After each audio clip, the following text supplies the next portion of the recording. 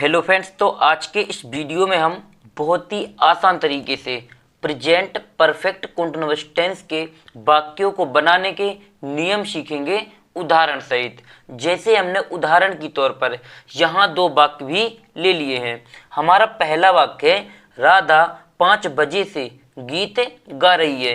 यहीं पर हमने दूसरा वाक्य लिया है कि मोहन 2 घंटे से पत्र लिख रहा है। हमें क्या करना है, इन दोनों वाक्यों को अंग्रेजी में ट्रांसलेट करना है, यानी कि इन वाक्यों को अंग्रेजी में बनाना है।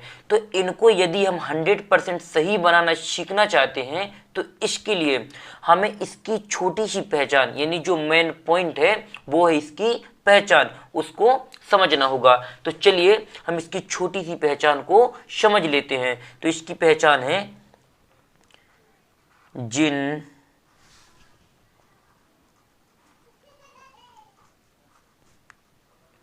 वाक्यों के अंत में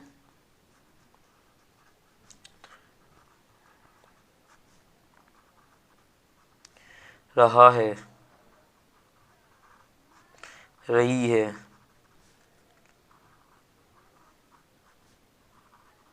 रहे हैं आदि शब्द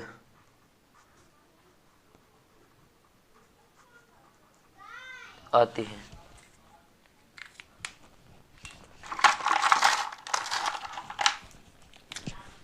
हैं। तथा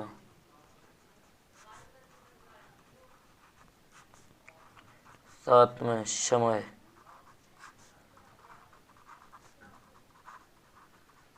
भी दिया जाता है,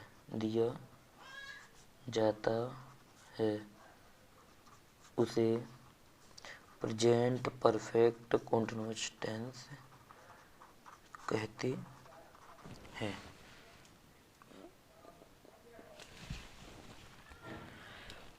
जिन वाक्यों के अंत में रहा है, रही है, रहे हैं आदि शब्द आते हैं तथा साथ में समय भी दिया जाता है, उसे प्रेजेंट परफेक्ट कंटीन्यूअस टेंस कहते हैं। एक बार और समझा देते हैं। जिन वाक्यों के अंत में रहा है, रही है, रहे हैं आदि शब्द आते हैं तथा साथ में समय भी दिया जाता है, उसे प्रेजेंट परफेक्ट कंटीन्यूअस टेंस कहते हैं। जैसे यहाँ वाक्य देखिए, राधा 5 बजे से गीत गा रही है, तो लास्ट में क्या आया, रही है, और प्लस में समय भी दिया गया है। तो हमें इससे क्या पता चल जाएगा कि जो हमारा ये वाक्य है वो प्रेजेंट परफेक्ट कंटीन्यूअस टेंस से लिया गया है। तो जब आपको प्रेजेंट परफेक्ट कंटीन्यूअस टेंस के अफर्मेटिव सेंटेंस यानी साधारण वाक्य दिए जाएं तो आप बिल्कुल इस फॉर्मूले से बना दीजिए। जो हमारा यहाँ फॉर्मूला लिखा है इससे बना दीजिए। 100% वाक्य बिल्कुल सही बनेगा। यहाँ पर क्या है, सबसे पहले सब्जेक्ट लिखेंगे, फिर हैज बीन, हैव बीन, फिर इसके बाद मेन वर्ब, ऑब्जेक्ट, फिर सिंस या फॉर, फिर टाइम। तो चलिए अब हम वाक्य को बनाते हैं। तो सबसे पहले सब्जेक्ट क्या है, राधा, तो यहाँ पर आएगी राधा, तो यहाँ लिख देंगे हम राधा, RADHA। फिर आना है हैज बीन या हैव बीन। तो एक वचनकर्ता के साथ हैज बीन और बहुवचनकर्ता के साथ हैव बीन लगाते हैं। तो यहाँ पर राधा क्या है, एक वचन, इसीलिए यहाँ पर आएगा has been, HASBEEN, has been. फिर इसके बाद क्या आनी है, मेन वर्ब। तो मेन वर्ब में क्या, गा रही है, तो सिंग मान होता है गाना, SING, सिंग माने क्या होता है, गाना। फिर इसके बाद मेन वर्ब में ING, तो यहाँ पर सिंग में लगा देंगे हम ING।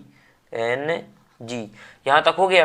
फिर इसके बाद ऑब्जेक्ट, तो ऑब्जेक्ट क्या है, गीत, तो यहाँ पर लिख देंगे सॉन्ग, SONG, सॉन्ग माने होता है हमारा गीत। फिर इसके बाद आना सिंस या फॉर। तो निश्चित समय के लिए सिंस का प्रयोग करते हैं, अनिश्चित के लिए फॉर का।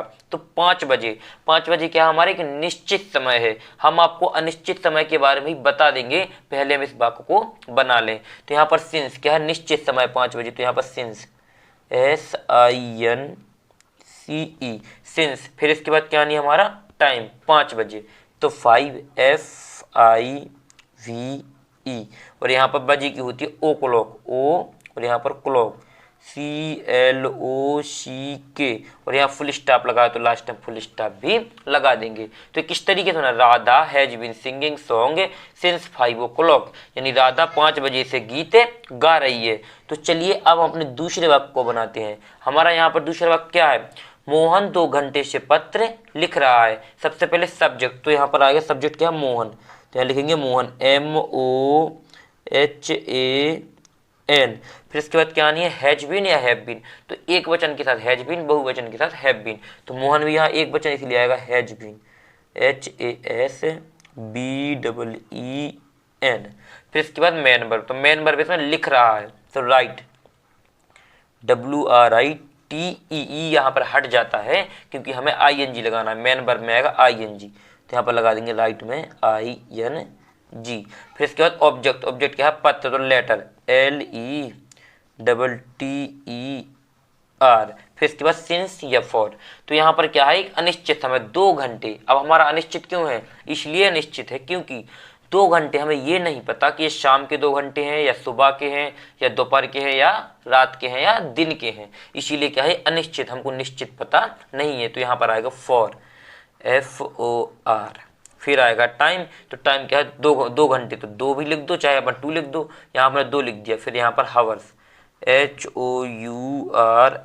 और यहाँ पर फुल स्टॉप, हावर मीन्स होता है हमारे घंटे, और यहाँ लगा फुल स्टॉप, तो हमने यहाँ पर फुल स्टॉप भी लगा दिया। तो किस तरीके से ना, Mohan has been writing letter for 2 hours, यानी मोहन 2 घंटे से पत्र लिख रहा है।